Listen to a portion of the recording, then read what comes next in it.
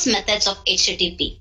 Once you understand this, then we will dive into the core topic of today's discussion and understand what are servlets. Once you understand the basics of servlets, then I will tell you the tool that was used before Servlet came into existence. Then I will walk you through Servlet architecture and the lifecycle methods of servlets. After that, I will tell you how to create a simple servlet and what are the steps involved to create it. And after that, I will introduce you the concept of generic servlet and its example. And moving further to the session, you will see what is servlet request and response methods and the example that illustrates the same. And finally, I will end the session by telling you some useful classes and interfaces of servlets. Before we jump into servlets, let's understand few fundamentals of web.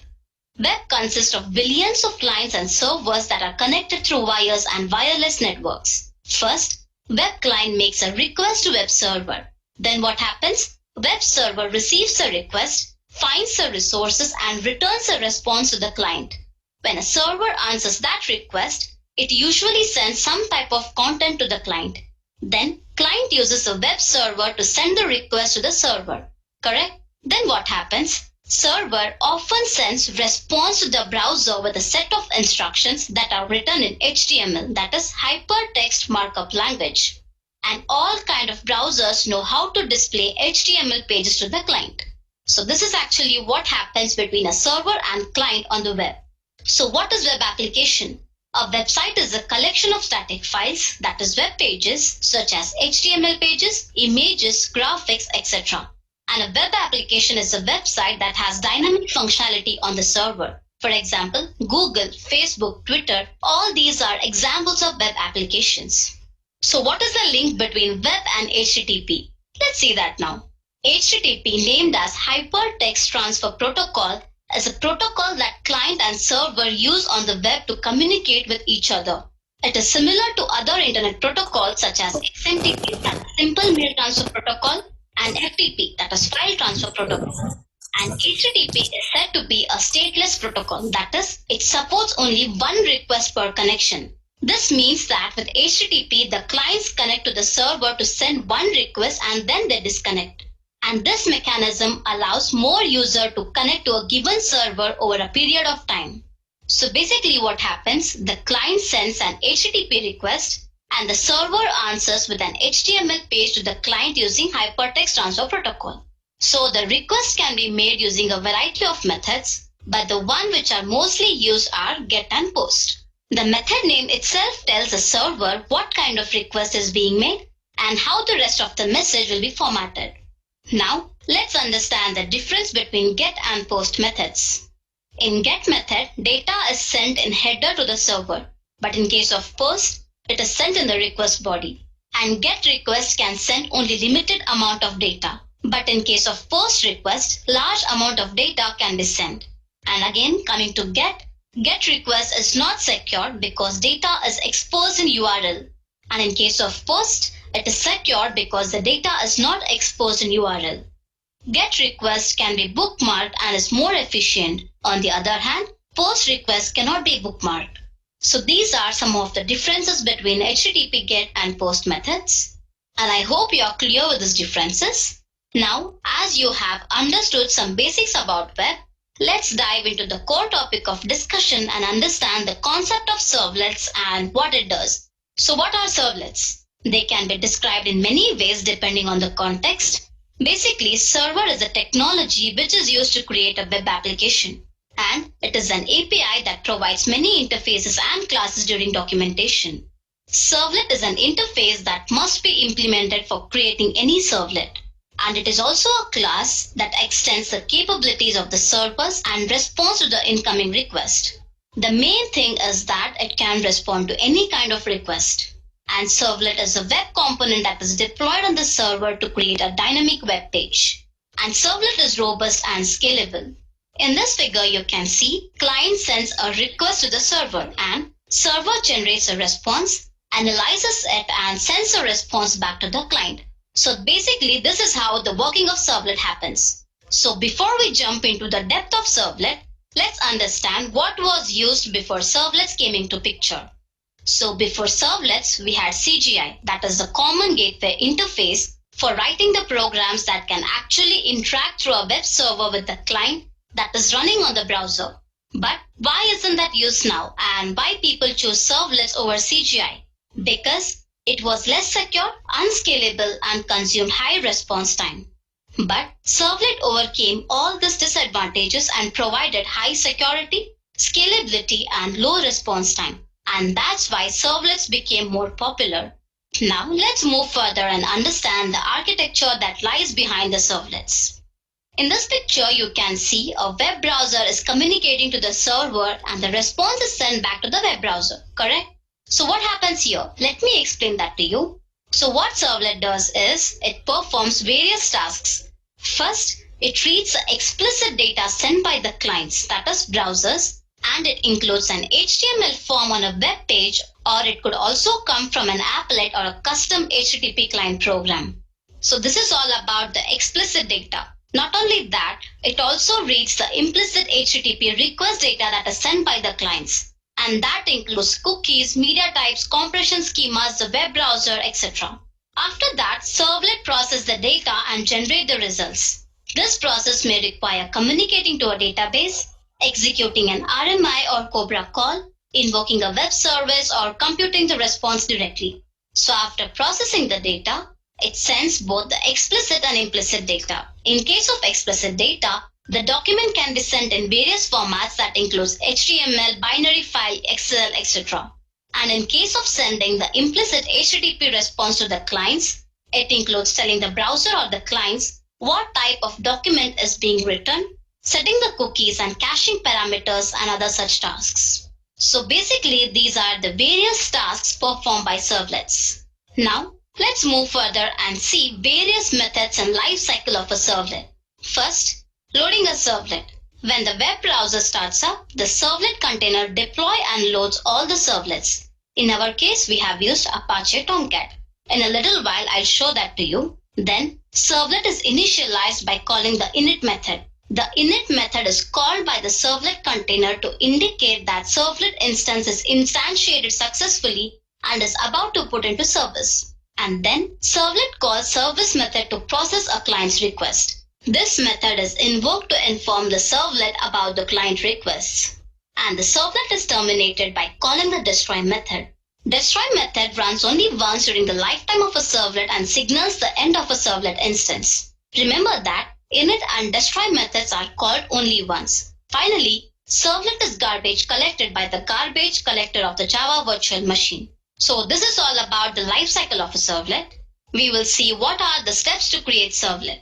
First, we have to create a dynamic web project, and then we have to create a servlet and compile the servlet code. After that, we have to copy the servlet class file and add the mappings to web.xml file. Next, we have to start the Apache Tomcat, then start the web browser and request the servlet. So first, we will see a basic example to create a servlet. Make sure you download the Eclipse for Enterprise Edition. That is, simply open the Google Chrome and type Eclipse for Java EE developers. You can choose the download links depending on the type of a system you have. I have 64-bit, so I'm downloading it for 64-bit. You can simply click on the download and install this. I have already downloaded that. First thing that you have to do is you have to click on the server. You can see here I have configured Apache Tomcat version 8.5. So to add new server, you have to click on the window and you have to click on show view, click on servers. So you can see the servers here because I have already configured it. So simply click on new, click on server. You can see the list of servers that are being present here. I wanted to download 8.5 version, so I did that. You have to click on this, click on next, click on finish. That's all you have to do to configure the servers. But let me tell you one thing. You have to download the Apache Tomcat server that is compatible with the one that you have configured in Eclipse. So I want to give like Apache Tomcat download for Windows. Click on the first link and scroll down and you can see the latest one is 8.5. You have to download the zip file of that and you have to extract it and place it in any of the directories. I have done it here in the D drive. Once you extract this, you have to click on the lib file and you can see the servlet API that is being present. This is very important for any servlet program to run. If this file is not present in the external files, then your program will never work. For the first time, when you configure the server, you have to configure the runtime environments. As I have already configured, it shows Apache Tomcat version 8.5. When you configure the runtime environments, you have to copy this path and paste it over there so that the server will be located with all these configuration files. Simple. I'm not doing because I have already done that. After that, your server will be all set. Just click on the server and your server is starting now. You can see here. Close this. So your server has started now. You can see here. Now, let's create a simple servlet project and understand how it works. For that, click on File, click on New and choose Dynamic Web Project. Give a project name. I'll give something as first. Click on Next. Next. You can see here the context root will be first and the directory will be web content. Finish. So now your project got created and you can see here that there is web services, Java resources, source libraries, script resources, that you have web content, you have build configuration, you have web content again, that you have web INF and meta INF. So before I start with the program, let me tell you one important thing. In the lib file, you have to have web.xml file. As you can see here, even on clicking the lib file, we are not finding web.xml file. So need not worry. What we have to do, we have to right click on deployment descriptor first and you have to click on generate deployment descriptor stub. So after doing that, you can see here you got web.xml file. Now let's create a package for our project. I'll give package name as Edureka. Finish. Now right click on the package that you have created, choose new and create a class file. So in this program, what I want to do is I want to simply display a welcome message. So I'll give it as something basic. Click on finish. So in this, we are going to write our code. But before that, let's import some of the packages for Servlet. I'm importing input-output package. So you can see here there is error telling remove unused imports, organize imports, etc. So what I will do here, I'll click on build path, configure build path, and you can see here that the Servlet API that I have told you is missing. Correct? It's not present either in the source, nor in the projects, nor in the libraries. So what you have to do, you have to add the external jar files. So I'm going to choose Servlet API here, apply and close. So now your program will run fine. It's asking to import HTTP, so I'm importing that. Don't worry about this error, it will be sorted out when we write the program. Now I'll write the complete code and explain you the code line by line. First, what I'm doing here is I'm creating a string called message. I'm calling the init method to display the message. That is, welcome you all to Edureka's YouTube channel. Then I'm using doGet method. You will understand what is doGet and doPost later. So here I'm passing the request and response to HTTP servlet. I hope you remember what is HTTP request and response. And then I'm setting a response using set content type, and that will be in HTML or text format. And then I'm using the print writer method to display the output. You can see here I have used h1 tags to display the message. And then I call the destroy method and say do nothing because it will be called by the end of the program and that indicates the end of the program. Simple. So your basic.java file is ready. Now what we have to do, the next step is to add the mappings to web.xml file. Correct? So click on web content, click on web INF and choose web.xml. So here I will add the mappings to the servlet. Make sure it will be added after the display name. Here we are going to specify two parameters, that is servlet name and servlet class. Servlet name can be anything. I'm just going to give welcome message.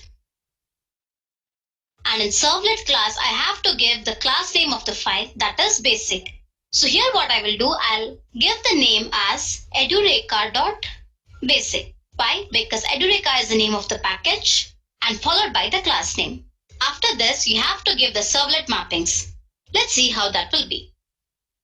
In this, again I have to give the servlet name and that is going to be the same thing as above. And I should also give URL pattern.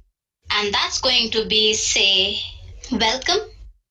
Simple. Save this. Come back to the file. Just click on this and give run as and run on server. Click on next and choose first because that is the project that we have created. Click on finish. Always choose restart server. You can see the server got started now. So you can see the welcome message, that is welcome you all to Edureka's YouTube channel. Correct? And this message is run on your web browser. You can see that it is run on your Google Chrome. So this is a URL pattern that is /welcome. That is the one that I have given in servlet mappings of web.xml file. As you can see, they are so big because I have given it in h1 tag. Very simple. So this is how basically you can create a servlet. Now let's create a small login example and see how that works. So now I will create one more dynamic web project and name it as login. Next, finish. Again in web content, the web.xml file is missing. So I'll right click on deployment descriptor and generate that. So again, you got the web.xml file.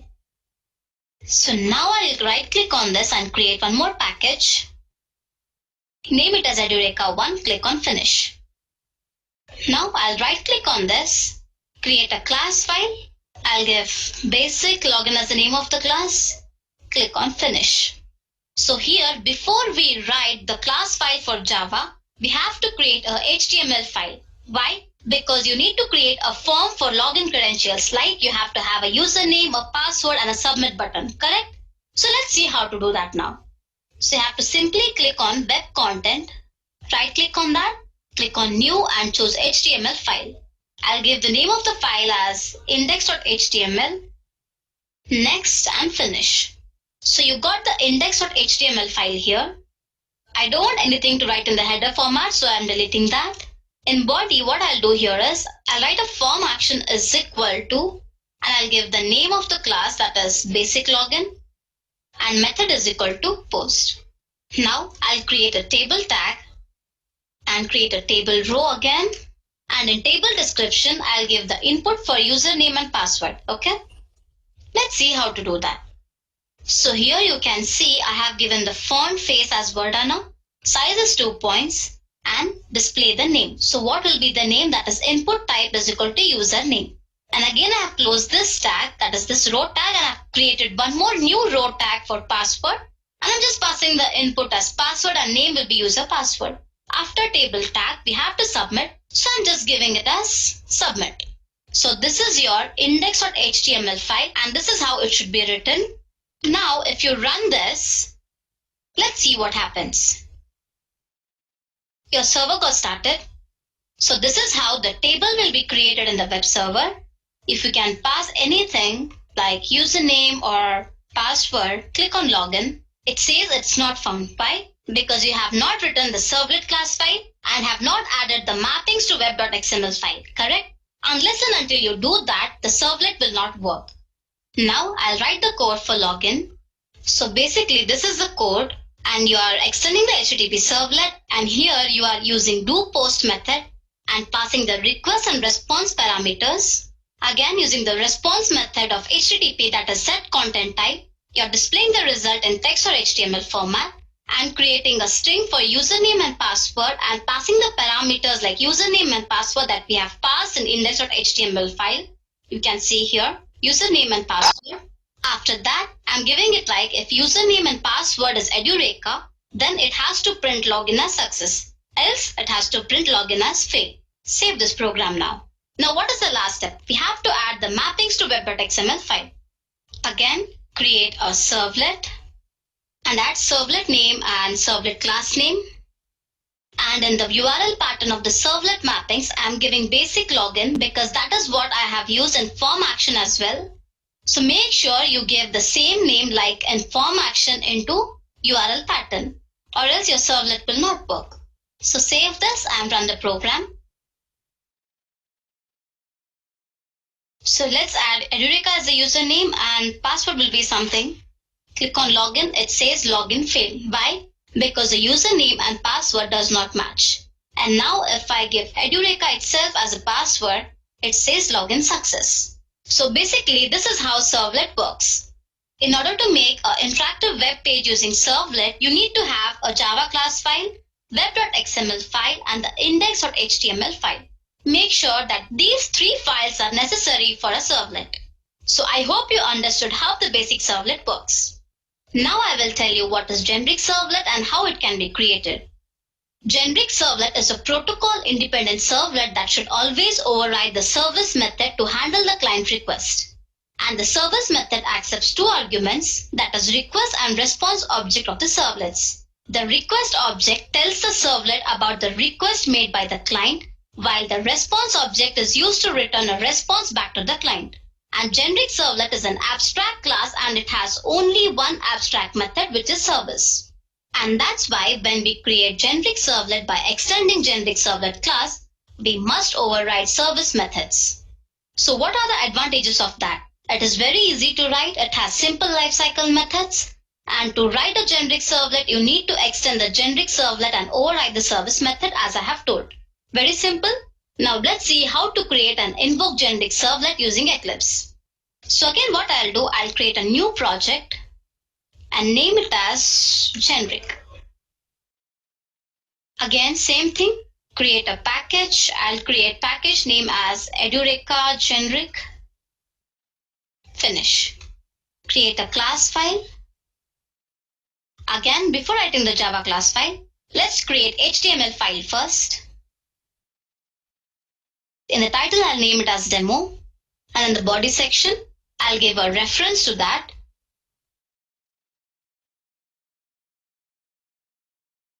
So what I did here, I'm just giving a reference to call the servlet. That is, on clicking this on the web browser, you have to redirect to the page where the message will be there. And that message we are going to write in the class file. Save this. So let's see what we have to write in the class file. Sorry for the mistake. I can see that generic servlet cannot be the class name. So I will change it to generic. So I'll rename the file type to generic. Now this is fine. So in this you can see I have called service method and declare request and response parameters. And in the response phase, I'm giving the response in text or HTML format. That is the same thing. And in the print writer method, I'm declaring the output like generic servlet example. And in the paragraph, that is p tag, I'm giving welcome to Edureka's YouTube channel. Simple. Save this program. So what is the last step? We have to write the mappings in web.xml file. Let's see how to do that. Again, it's not there. So I'll just generate this. So you can see here the servlet name will be anything like my generic servlet, and the class name will be a package name followed by class name. And in case of mappings, I have given servlet name as the same and URL pattern will be welcome. Save this. Now to run the program, click on the project, run as run on server. Now let's see what will be the output. When we click on the link that has been given in this, it has to call the servlet. That is, it has to call the servlet and display welcome to Edureka's YouTube channel. Let's see how. Correct? Go back again, click to call the servlet and you can see generic servlet example and welcome to Edureka's YouTube channel. Correct? So this is how generic servlet works. Now we will understand two important methods of HTTP servlet class, that is request and response methods.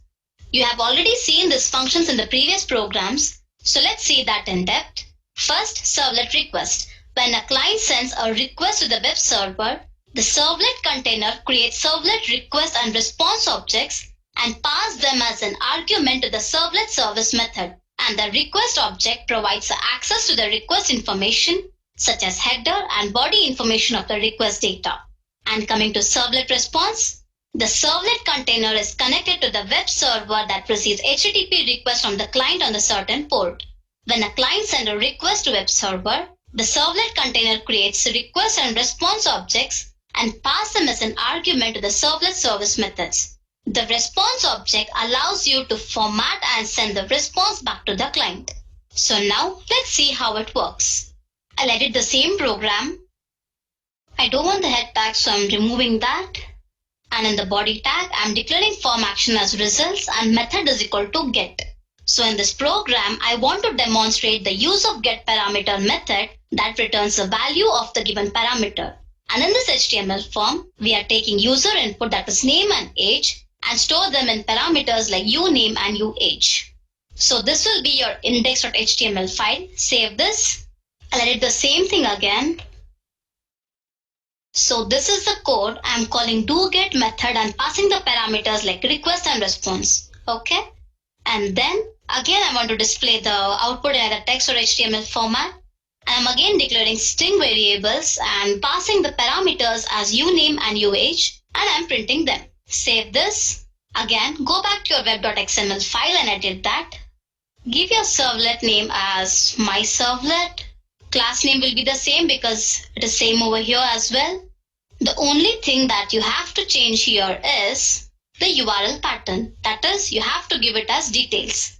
Why? Because in index.html file, the form action is details. Got it? So save this, go back to your project and run this. I've modified the same generic servlet, so I'm using that. So here in the web browser, you can see this. Give username as anything and give age as anything. Here is the output. That is, name is Edureka and age is 11. So you can see the URL pattern here. That is the one that you mentioned in the URL pattern of your web.xml file. And the username is Edureka and the uage is 11. So what is get method? So do you remember what I told you when I was telling you the difference between the get and post methods of HTTP? It is not secure. Why? Because it displays the content that we are submitting. That is the information that we are submitting. And that's why it is not secure. So now I'll show you how doPost works and how it is more secure. So in doPost, when I change the name of doGet to doPost, and even in index.html, if I change the method to post, and when I run this, you can enter the username and the age and click on submit. In URL, there is no any information being present over here. Correct? And that's why post method is more secure than the get method. I hope now you are more clear with what is get and post. Now we'll see servlet response. I'll modify the same program and show you how it works. I just need one parameter to show you. So what I'm doing, I'm just creating a form action and giving the username, that is input type is equal to text and name will be uname. Simple. And in the class file, I'll again modify this. So this is how I have modified, and I want to just print hello and followed by whatever the name I'm going to give there. Either you can use doGet or doPost. I'm just using doGet method. Save this, check your web.xml, make sure everything is same, and run the program.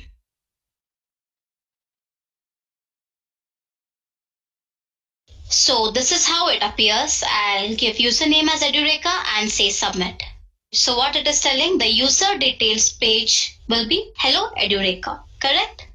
So in this example, what basically I did was I used the set content type and the result.getWriter methods, which are the methods of servlet response interface. And that's how the response and the request will be. When you request something, the response will pop out. Very simple. I hope you understood how actually response and request works. Now coming to last part of today's discussion, let's see a few useful classes and interfaces of servlets. First, servlet. This is used to declare the lifecycle method of servlet. And servlet config allows servlet to get initialization methods. And context enables servlet to log the access and access the information from the methods. You already know it is used to read the data from client request. Response, write the data to client response. Generic servlet. It implements servlet and servlet config interface. Input stream provides a read request from the client and output stream provides the output stream to write responses to the client. Exception indicates whether the servlet error has occurred. Unavailable exception tells you that the servlet is not available. HTTP servlet provides method to handle request and response. Again, you already know these methods, that is used to read the data from HTTP request and write the data to HTTP response. So that's all for the session. I hope you understood the fundamental concepts of servlets. Thank you and have a nice day.